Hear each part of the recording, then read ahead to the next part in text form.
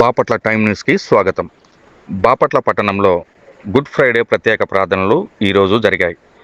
క్రీస్తు శిలువలో పలికిన 7 మాటలను స్మరించుకుంటూ వివిధ మందిరాలలో గత 40 రోజులుగా భక్తి శ్రద్ధలతో ఉపవాసాలు ఉండి చివరి రోజు శుక్రవారంగా క్రీస్తుని శిలువ వేసిన దినాన్ని స్మరించుకుంటూ ఆయన పలికిన 7 మాటలు ప్రపంచానికి ఆదర్శంగా ఉన్నాయని, ఆయన జననం ఒక చరిత్ర అని, ఆయన మరణించి తిరిగి లేచి ఉండడం ఒక చరిత్ర అని ఆయా సంఘాల బోధకులు చెబుతూ ఈ లోకానికి యేసే మార్గం, యేసే సత్యం అని, పరలోకానికి ఆయనే మార్గమని బోధించారు.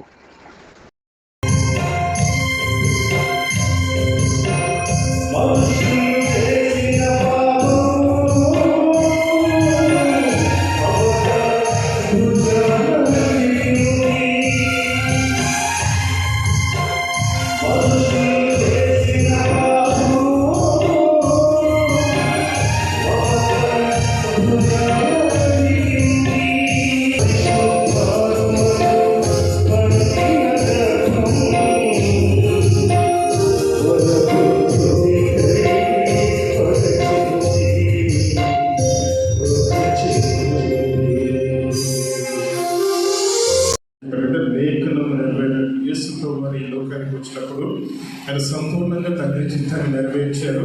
అదేవిధంగా యేసు ప్రభు వారి యుద్ధుడు కాబట్టి ధర్మశాస్త్రాన్ని కూడా సంపూర్ణంగా నెరవేర్చారు కదా. ఇక్కడ మనం చూసినట్లయితే యేసు ఆ చిరక పుచ్చుకొని సమాప్తమైనదని చెప్పి తల వంచి ఆత్మను అప్పగించారు. మరి ధర్మశాస్త్రంలో యేసు ప్రభు వారు ఏ విధంగా నెరవేర్చారంటే, మరి ధర్మశాస్త్రంలో మనం చూసినట్లయితే ఆ దినాల్లో మరి పరిశుద్ధ స్థలము, అతి పరిశుద్ధ స్థలం అనేది ఉంటుంది. ఆ రెండింటికి మధ్య ఒక తెర అనేది ఉంటుంది కదా. మరి అతి పరిశుద్ధ స్థలంలోకి కేవలం ప్రధాన యాజకుడికి మాత్రమే ప్రవేశం ఉంటుంది. మరి ఏ యాజకులకి కానీ ఇతరులకు ఎవరికి కూడా అందులోనికి ప్రవేశం దానికి ఒక గంట కట్టారు. అంటే అతి పరిశుద్ధ స్థలంలోకి కేవలం ప్రధాన యాజకులు మాత్రమే వెళ్ళాలి. వారు ఎన్నో జాగ్రత్తలు, ఎన్నో శ్రద్ధలు తీసుకోవాలంటే ఆ అతి పరిశుద్ధ స్థలంలో కలిసి వారికి చెమట కూడా పట్టకూడదు. అంటే అక్కడ వెళ్ళినటువంటి ఎవరైనా సరే ఏ అజాగ్రత్తగా అయోగ్యంగా లేకుండా అపరిశుద్ధంగా ఎవరైనా సరే ఉంటే వాళ్ళు ఖచ్చితంగా హఠాత్మను చెప్తారు. ఒకవేళ ఆ విధంగా ఎవరైనా మరణిస్తే మళ్ళా మరణించిన వ్యక్తిని బయటకి తీసుకురావడానికి ఇతరులు ఎవరు లోపలికి వెళ్ళడానికి మరి ప్రధాన యాజకులు అక్కడ ఉన్న వారందరి పాపం నిమిత్తం రక్త ప్రోక్షణ జరిగించడానికి, అదే పాప నిబంధన కాలంలో ధర్మశాస్త్రంలో పాపాన్ని విరుద్ధంగా మీ చెప్తున్నాడు. దేవుడు దిగొచ్చి మీ తల్లిదండ్రులు ఆరాధించినటువంటి ఆ దేవుడు బాబు నేను అని చెప్పుకోవాల్సి చూడండి.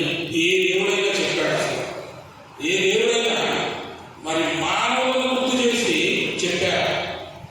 మన దేవుడు ఎంతగా తగ్గించుకొని మన మీద ఆయన ప్రేమ చూపిస్తున్నాడు.